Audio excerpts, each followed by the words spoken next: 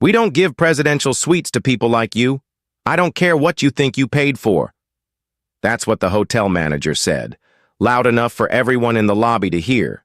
No hesitation, no shame, just those cold words, sharp as glass, designed to cut. And in that moment, a 70-year-old black woman stood frozen, humiliated in front of a dozen strangers. She wasn't asking for anything more than the room her daughter had booked, paid for in advance. But to them, she was just a problem, just another body that didn't look like it belonged in luxury.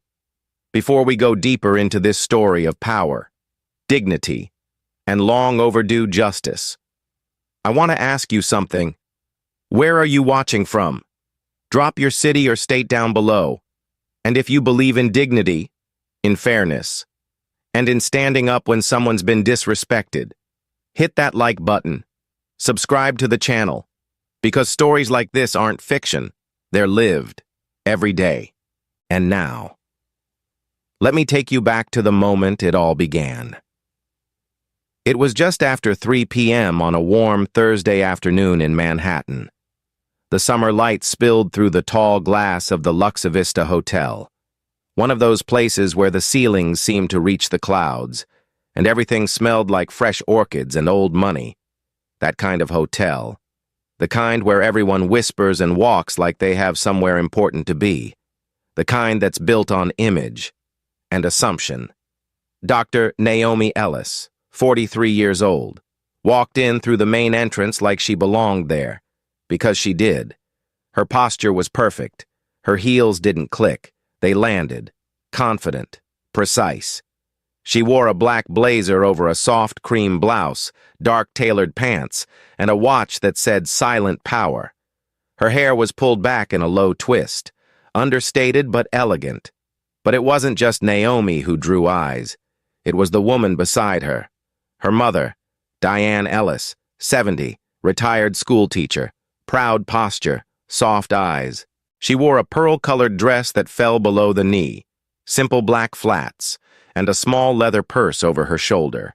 Her gray hair was tied back in a neat, low bun, dignified, graceful, not flashy, but unmistakably out of place, at least in the eyes of some. They stepped into the main lobby like they had a right to be there, because they did.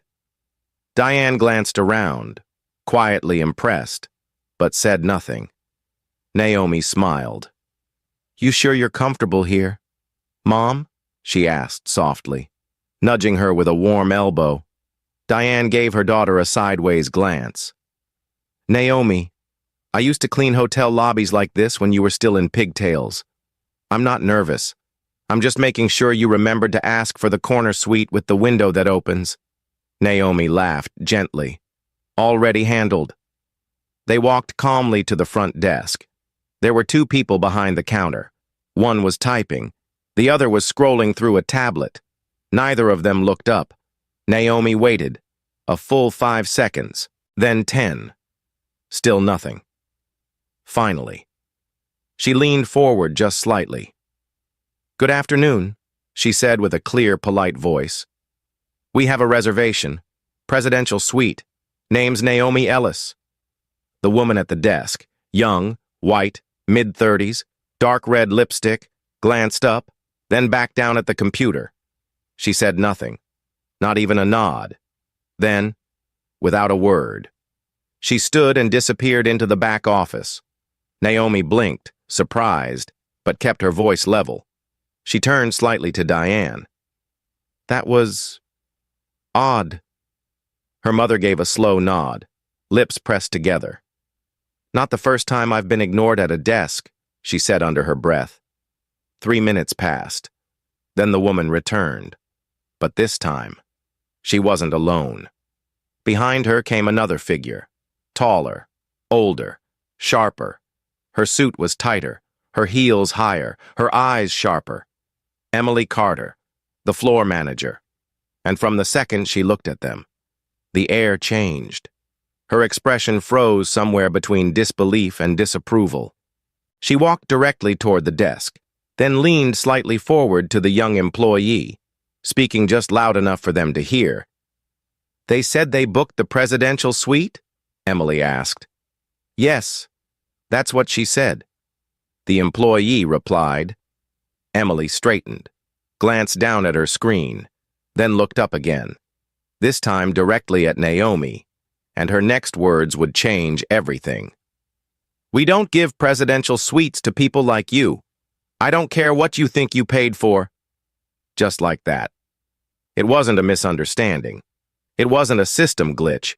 It was said with intention, with that tone that doesn't need to shout to humiliate.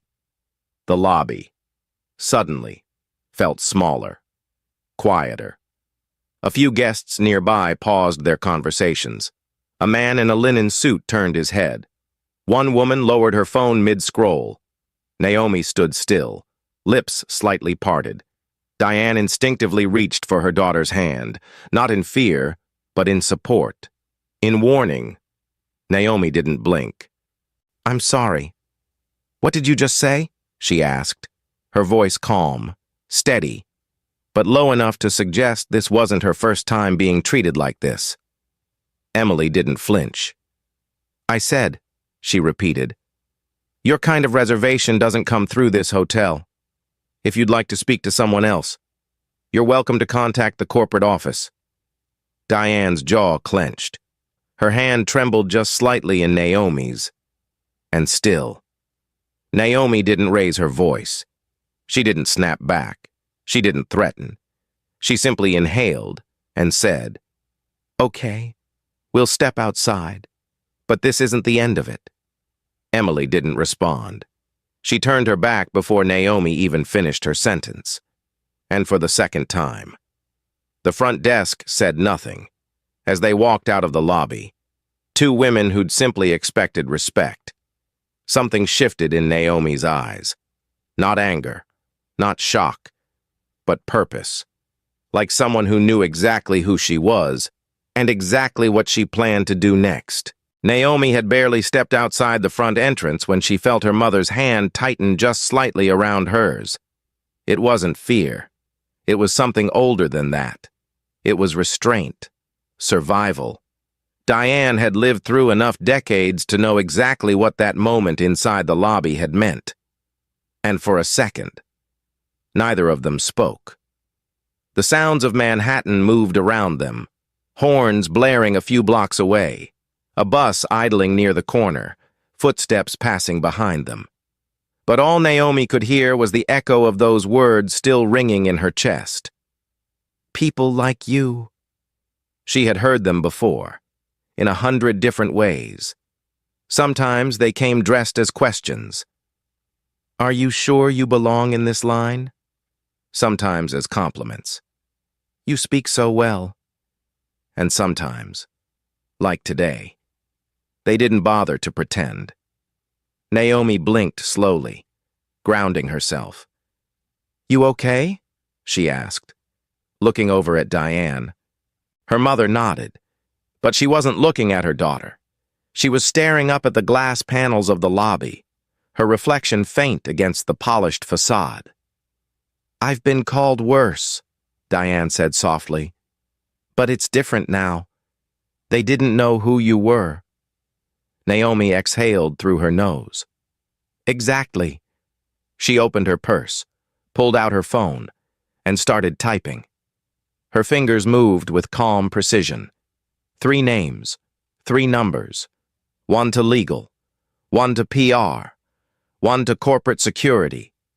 She wasn't going to scream. She didn't need to. That's the thing about power. You don't have to raise your voice when you already own the building. Inside. The mood at the front desk had shifted, though no one was quite sure why. The manager, Emily Carter, was walking back to her office, unaware that a storm was already forming behind her. The front desk clerk, Nicole, glanced up once more through the lobby window and saw Naomi standing just outside, still there, not causing a scene, just waiting, calmly, purposefully. And that was somehow more unnerving than shouting. Guests nearby returned to their drinks and conversations, but an unease lingered. You could feel it in the air, like a light hum before thunder. Outside. Naomi tapped the screen one last time and held the phone to her ear. "Renee," she said quietly when the line picked up. "I need you to connect me with Sarah Chen at Legal." "Yes. Now. And I want Michael from HR on standby in the next 15. We've got a situation at Lux Vista, Manhattan." She didn't need to explain. Renee had worked with her long enough to read between the lines. Naomi ended the call, then turned to her mother again. "We're not leaving. I want you to sit in the car. Stay cool. This won't take long." Diane gave her a long look, half worried, half proud. "I raised you to fight with your mind, not your temper," she said. "Just remember, they don't expect you to come back." Naomi gave a small smile. "That's the beauty of it." Meanwhile, back in the lobby, a woman near the fireplace had started whispering to her husband. "That woman, wasn't she on Forbes last year? Naomi Ellis, right?" Her husband shrugged, but she wasn't the only one starting to put the pieces together. A young bellhop at the far end of the counter leaned in toward Nicole. Was that her, the tech founder, with the chain of hotels? Nicole looked pale. No, couldn't be. She wouldn't show up without security or press. But even as she said it, she wasn't sure. Something about Naomi's eyes had unsettled her. Something about the way she left without raising her voice made her stomach turn. And then, it happened. A black Mercedes S-Class glided to a stop out front. The doors opened. First the driver, then two women in dark suits stepped out, followed by a man in a crisp charcoal blazer with a silver tablet in hand. They weren't tourists, they weren't guests, and they weren't smiling. Within moments, Naomi stepped out behind them, calm as ever. The staff behind the desk froze. Emily, sipping espresso behind a half-closed door, didn't see them enter. Naomi didn't wait. She walked through the center of the lobby like it was hers, because, in a way, it was not the building itself, but the values it was supposed to stand for: respect, dignity, excellence. She had spent years building that reputation, investing in it. And today, that image had been shattered, because her mother didn't look the part. Her heels clicked once, then twice.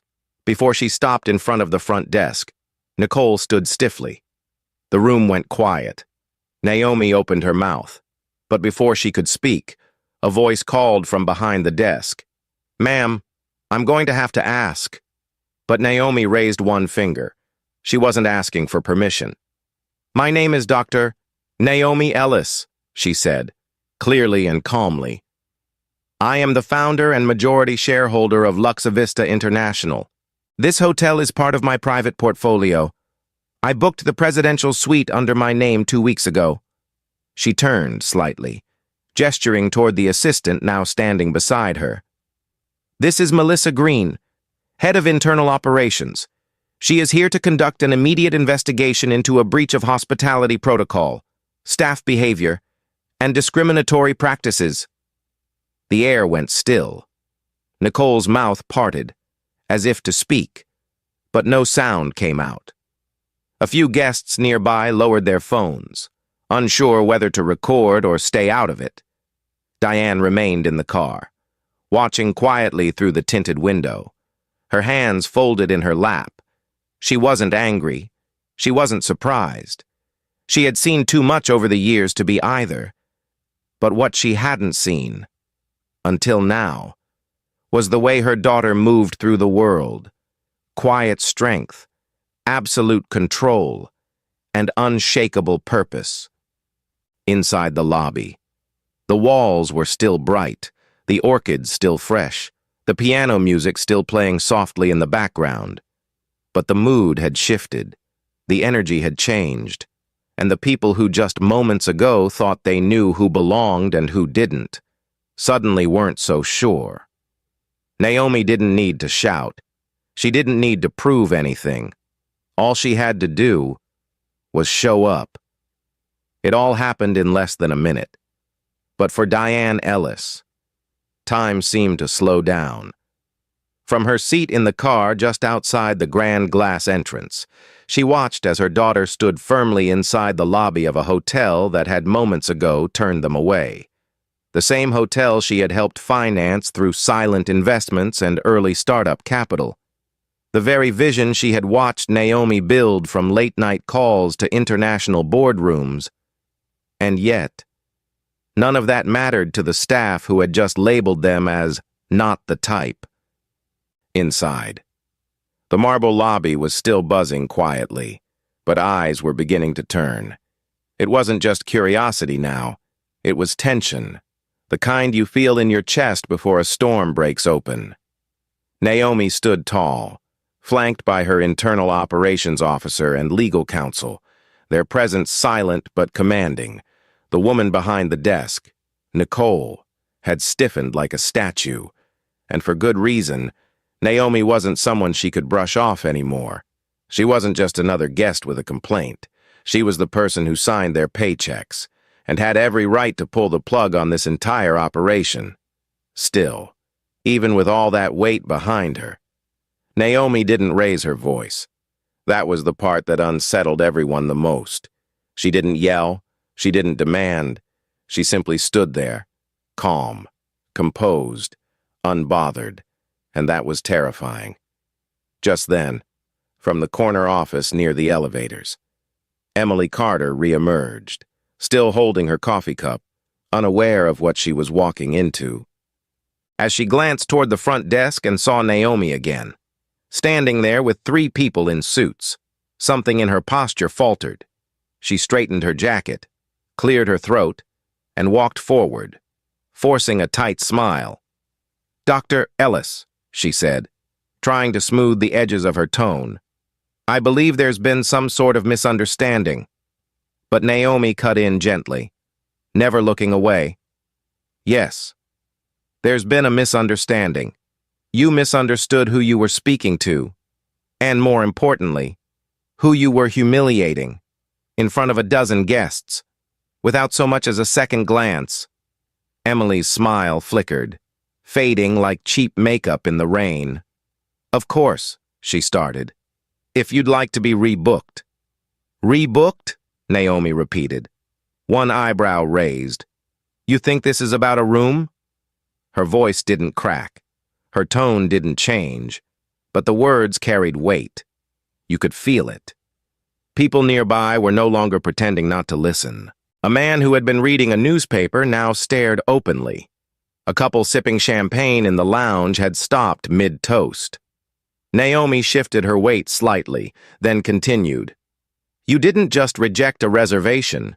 You rejected a woman who's worked 40 years, raised 3 children, and helped build the very economy you profit from."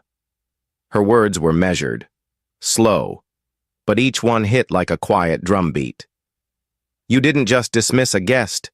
You humiliated my mother." That word, mother, hung in the air like a final note in a silent room. Emily swallowed hard. I didn't know." "Exactly," Naomi replied. "And you didn't care to ask." Just then, the hotel's security guard, Mark, approached from the right. Tall, broad, ex-military in posture. He had been the one called to escort Naomi and Diane out earlier.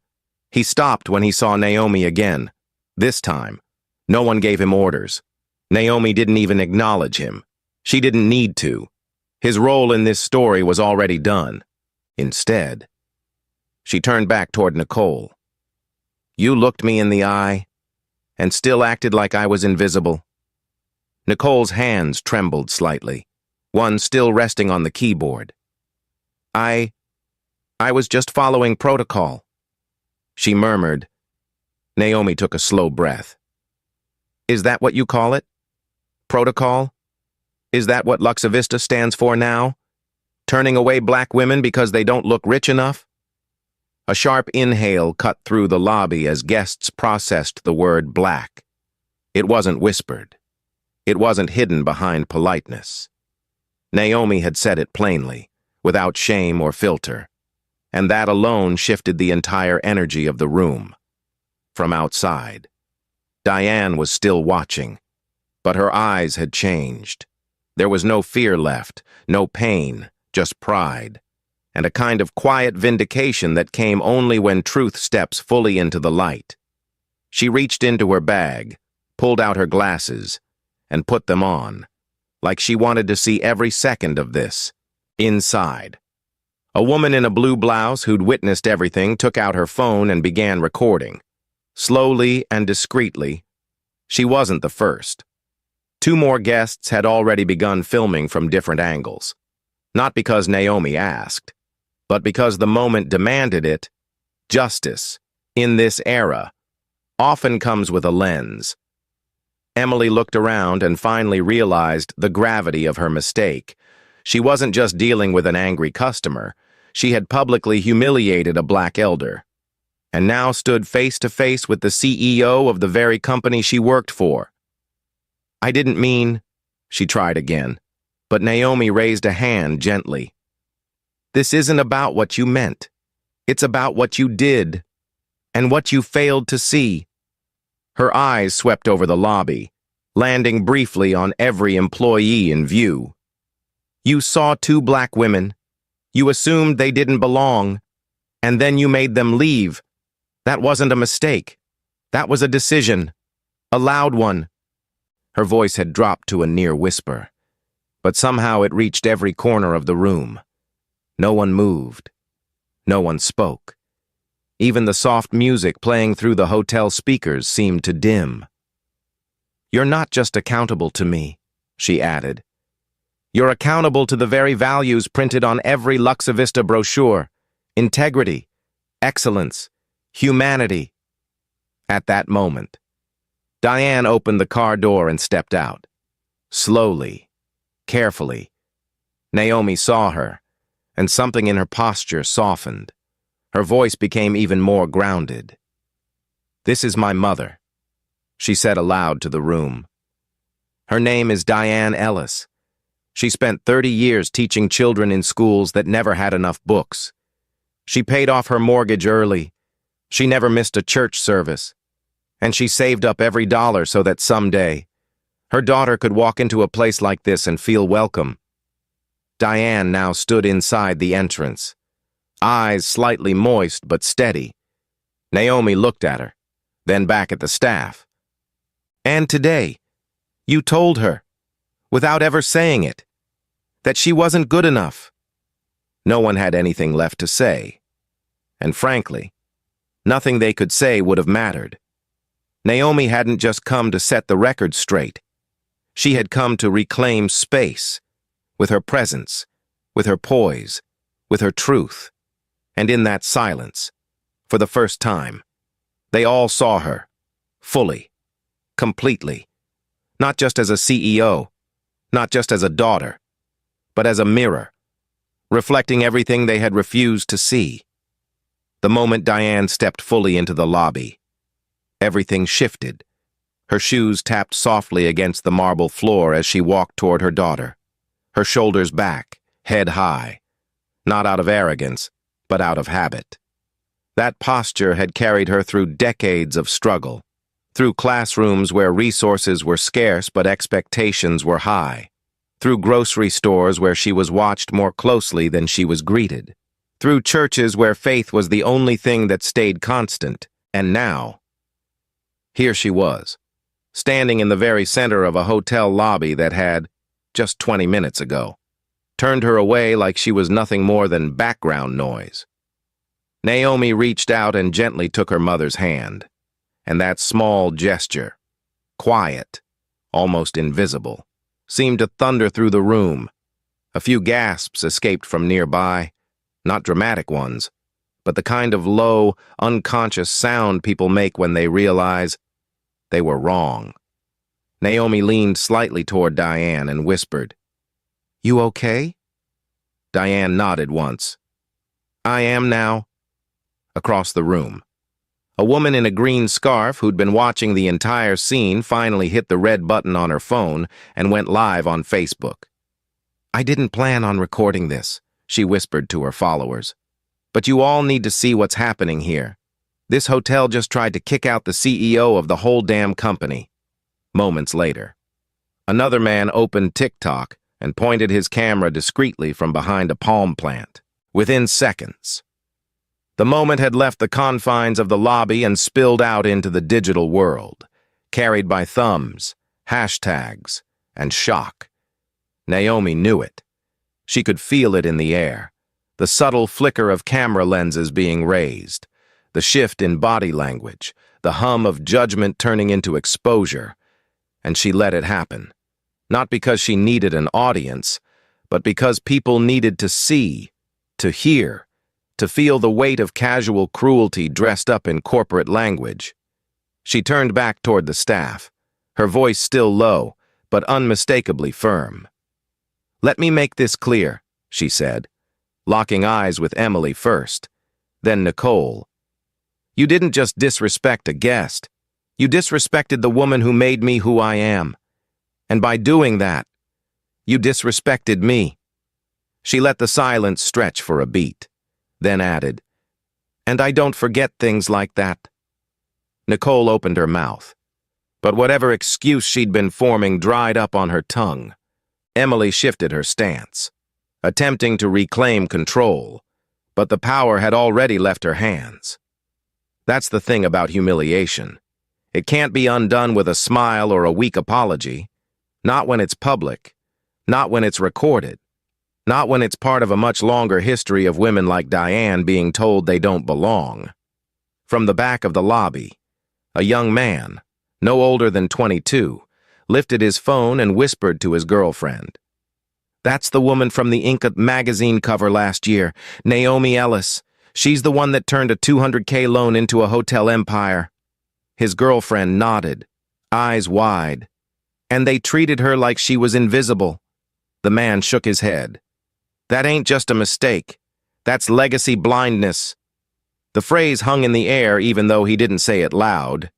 It was the truth. This wasn't about a missed reservation or a lost email.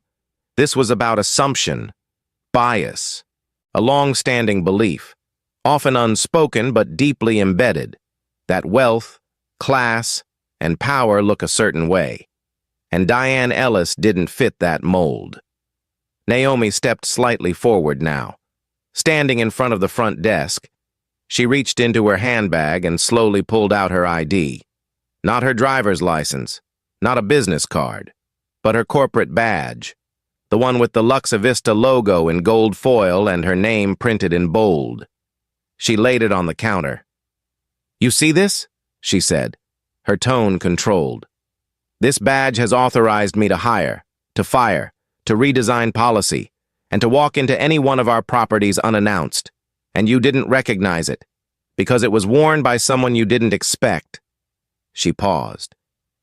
"That is what bias looks like." Nicole's face was pale now. Emily looked toward the office door, but there was nowhere to go. No excuse strong enough, no script rehearsed enough to clean this up. One of Naomi's assistants leaned in, murmured something into her ear, and Naomi gave a small nod. The press team was already compiling footage. Legal had already flagged the discriminatory remarks. HR had quietly begun preparing exit packages for several of the employees on duty. But Naomi wasn't finished. Not yet. She glanced around at the growing number of guests in the lobby, some standing, some seated, but nearly all watching. "If any of you were recording," she said calmly, "don't stop. Keep going. People need to see how quickly dignity is dismissed when it doesn't come wrapped in what some of you expect." Her words weren't angry. They were measured, intentional, carved with experience. And then she did something no one expected. She turned, not to Emily, not to Nicole, but to the crowd, to the guests, the tourists, the wealthy regulars sipping $20 cocktails. And she said, "Let me ask you something.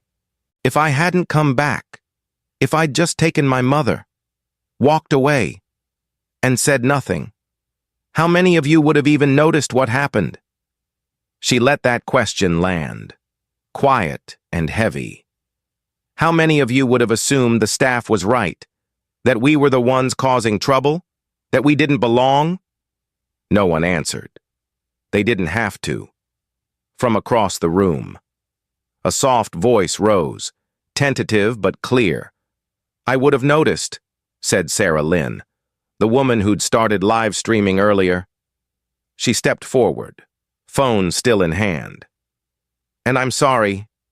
I didn't say anything when I should have, but I'm saying it now." Naomi met her gaze and nodded, not with forgiveness, but with acknowledgement. Sarah had spoken when it counted. Then Diane spoke. Her voice was quieter, raspier with age, but full of grace. "This isn't the first time someone tried to erase me, and it won't be the last. But today, I'm grateful you all saw it." She turned to the camera, held by Sarah, and added, "Don't let this just be a moment. Let it be a memory that moves you." Naomi squeezed her hand gently. And just like that, the lobby no longer felt like a hotel. It felt like a courtroom, a classroom, a mirror, and everyone inside it was being asked, without force, without shame, to really look at themselves, as the weight of the moment settled. Naomi gently turned toward her mother and extended her hand, not as a gesture of retreat, but of respect. Diane placed her hand in her daughter's without hesitation, and the two women began walking slowly, side by side, through the grand lobby that had, just half an hour earlier, tried to erase them.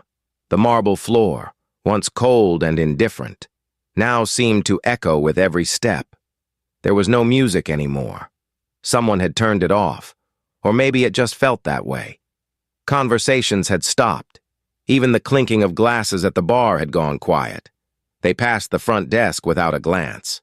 Naomi didn't need to look back. Her message had already landed. It wasn't loud, it wasn't dramatic. It was precise, clean, and impossible to ignore. Guests stood in silence as they watched the two women exit, not as victims, but as the embodiment of grace that refused to bend.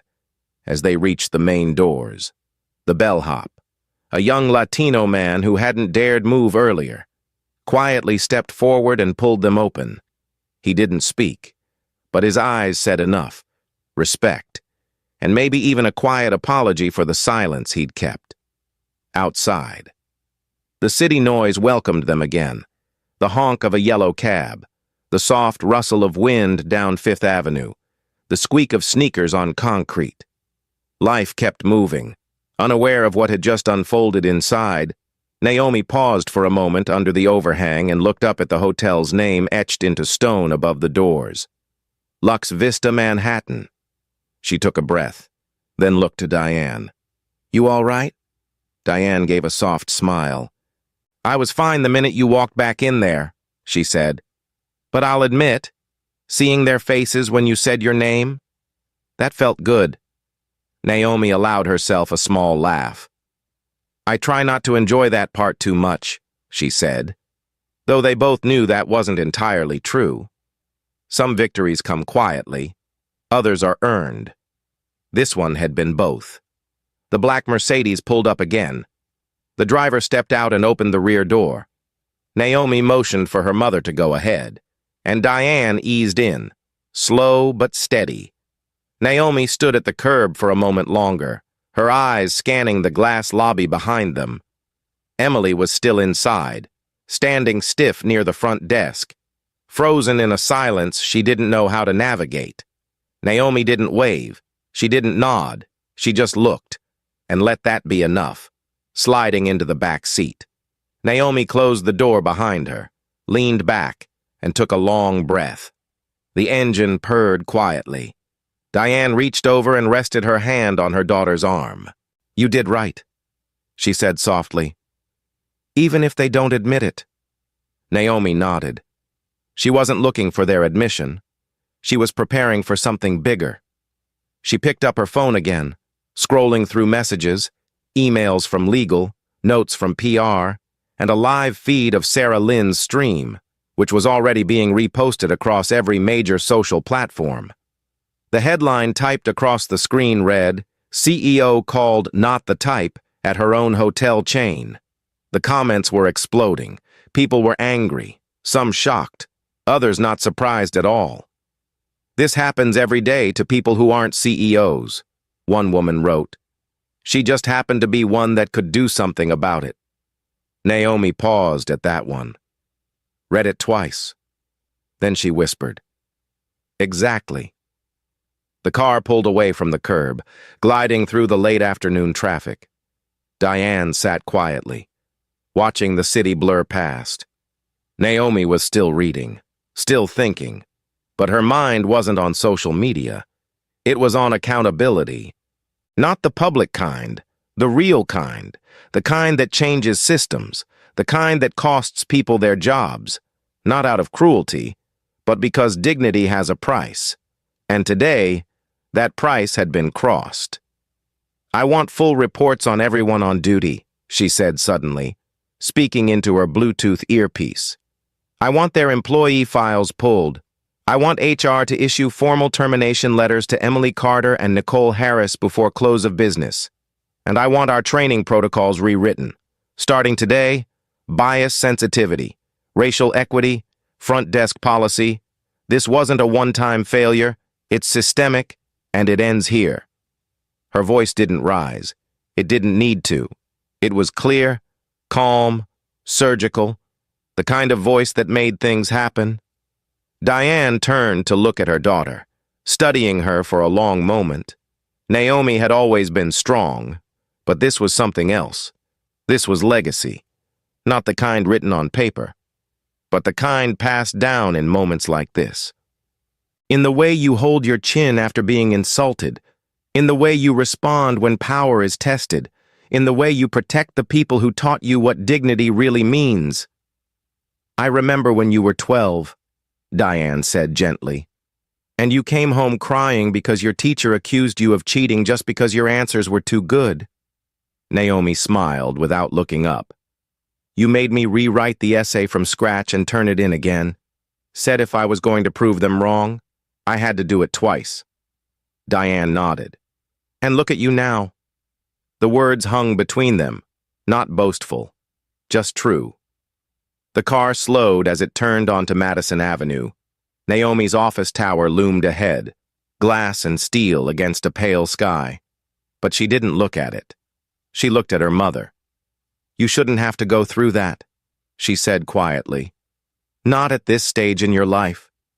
Diane shook her head. "Baby, I shouldn't have had to go through it at any stage. But if this world hasn't learned by now, then maybe it's time they learned the hard way." Naomi nodded slowly. The driver pulled up in front of the building, before stepping out. Naomi turned back one last time, staring out the rear window toward the direction of the hotel. Her face was calm, but her eyes were sharp, focused. This wasn't over. It wasn't even close. 20 minutes later. The front entrance of Luxa Vista Manhattan opened once more, but this time, it wasn't quiet. The moment Naomi Ellis stepped back into the lobby, accompanied by her executive operations team and a pair of internal legal officers, everything stopped. No one needed an announcement. Her presence said enough. Her walk was steady, heels echoing cleanly on marble floors that now seemed to brace for what was coming. She wasn't here to argue. She wasn't here to be heard. She was here to execute, to lead, and most of all, to hold people accountable. Guests in the lounge lifted their heads. Employees behind the desk froze mid-keystroke. Even the elevator bell, which rang softly in the background, seemed to mute itself. Naomi's assistant, Melissa Green, stood just behind her, holding a brown envelope and a sleek tablet. The general counsel from corporate, Andrew Wallace, a calm and seasoned black attorney in a gray suit, flanked her other side. Naomi stopped at the front desk, not because she needed to, but because that was the exact spot where her mother had been humiliated. She glanced at Nicole Harris, who was now trembling slightly behind the counter, her hands shaking just enough for the computer mouse to slip from her fingers. Nicole had known this was coming. She just didn't know it would be so final. Naomi looked at her, eyes steady but not cruel. "Ms. Harris," she said evenly, "your employment with Luxavista International has been terminated, effective immediately." Nicole opened her mouth, but Naomi continued, unfazed. "This decision is not based on emotion. It is based on policy. You failed to verify a valid reservation. You made assumptions based on appearance. You escalated without cause. And you disrespected a guest, who also happens to be the mother of this company's CEO. Melissa quietly slid an envelope across the counter. "This includes your severance and your exit paperwork. You are to collect your personal items under escort from security and vacate the property within the hour." Naomi didn't wait for a response. She turned to Emily Carter, who was now standing near the side hallway, her face tight, jaw clenched, attempting to preserve some sense of control. "Ms. Carter," Naomi said, walking toward her now, "you will not be returning to your position as front office manager. Your conduct today violated not only hospitality protocol, but every value this company stands for. You will receive a formal letter of termination by the end of business day. You are not permitted to access the internal system, the property's back office, or the staff network from this moment forward." Emily's lips parted. She started to speak, perhaps to defend herself, but Naomi raised a single hand. "This isn't a discussion. You made a choice, and I'm making mine." A small crowd had gathered now. Guests, staff, a few onlookers with their phones still subtly recording. But Naomi didn't acknowledge them. She wasn't performing. She was protecting the brand she built through integrity, not apologies. She turned to Melissa again. "Please begin HR intake for the remaining staff who witnessed the incident. We will retrain or replace as needed. I want the next 30 days to be about correction, not comfort." Melissa nodded and stepped aside to coordinate with two corporate HR leads who had just arrived. Naomi paused, taking in the lobby with fresh eyes, not as someone being judged, but as someone reclaiming ownership. "This space doesn't just belong to the wealthy," she said softly to no one in particular. "It belongs to those who uphold its values." Then, in one final motion, she walked past the desk, past the elevators, and toward the VIP suite hallway. As she passed a young black concierge near the back wall, someone who had remained quiet the entire time, she offered a brief nod. It wasn't approval. It was a signal. "I saw you. You matter. And we're going to rebuild this place the right way." Later that evening, long after the crowd had cleared and the hotel lobby had returned to its polished quiet, Naomi Ellis stood alone on the balcony of the presidential suite. The same room her mother had been denied just hours earlier now sat behind her. Fresh orchids on the marble table, a handwritten welcome note on the pillow, and 2 glasses of sparkling cider waiting by the window. But Naomi wasn't ready to sit down just yet. She leaned on the railing, looking out over Manhattan as the city lights flickered into the night. The sky was deep gray, and the breeze carried just enough chill to remind her this day had been real. Behind her, Diane stepped out of the room slowly, a soft cashmere shawl draped over her shoulders, her hair down now. She walked up beside her daughter and said nothing for a moment. They just stood there, 2 generations of resilience, breathing in the night air like it was finally theirs. Naomi broke the silence first. "I kept thinking today, what if I hadn't come back? What if I'd just walked away like they wanted me to?" Diane looked at her, smile quiet but firm. "Then they would have won, and they wouldn't have even known it." Naomi nodded slowly. "But this time, they didn't." Diane took her hand gently. "No, this time, They learned. Naomi turned toward her mother then, fully, her voice softer now. You know, I didn't build all this just to be rich. I built it because I was tired of seeing us get turned away, tired of watching you get overlooked. I wanted to create something that couldn't be taken from us the moment we walked through the door. Diane's eyes glistened.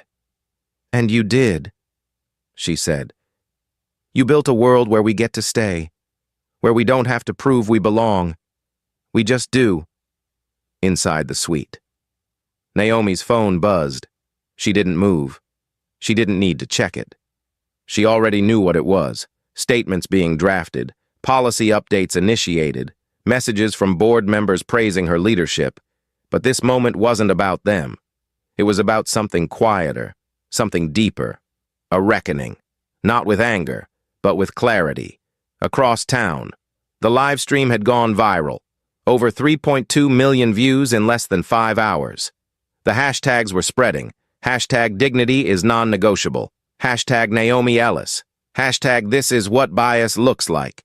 But Naomi didn't care about the numbers. She cared about the message. And more importantly, she cared about what came next. Because this wasn't going to end with firings or statements. It was going to start there. The next morning, she would announce the launch of a company-wide initiative called Project Reverence. A full-scale equity retraining, leadership re-education, and a mentorship pipeline that would open doors for young Black women in the hospitality industry. Not a PR stunt, a permanent shift. I want people who look like us, Naomi whispered to her mother, to know they don't have to rise in silence anymore, that when they speak, the room changes, the world changes. Diane smiled again. Slower this time. Then you keep doing what you're doing, she said. And I'll be right here, watching you take back every space they ever tried to keep from us. They stood there a little longer, the sound of city life floating up from the street below. It wasn't loud. It was steady, rhythmic, like the heartbeat of a city still trying to grow, and above it.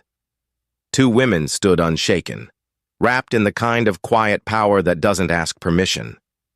Naomi glanced at the skyline once more, then turned back inside. Holding the door open for her mother, Diane walked in, slow but certain. Naomi followed, her steps sure and steady. The suite door closed behind them, not on the day, but on a chapter, and in its place. Something new was beginning, not revenge, not headlines, but legacy.